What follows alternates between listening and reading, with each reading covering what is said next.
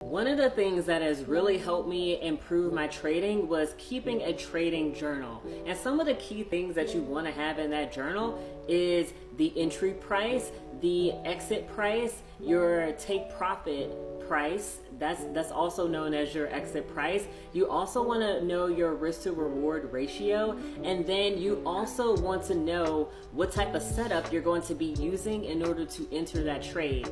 And then another thing that I've started incorporating into my journals recently was how am I feeling when I'm putting on the trade.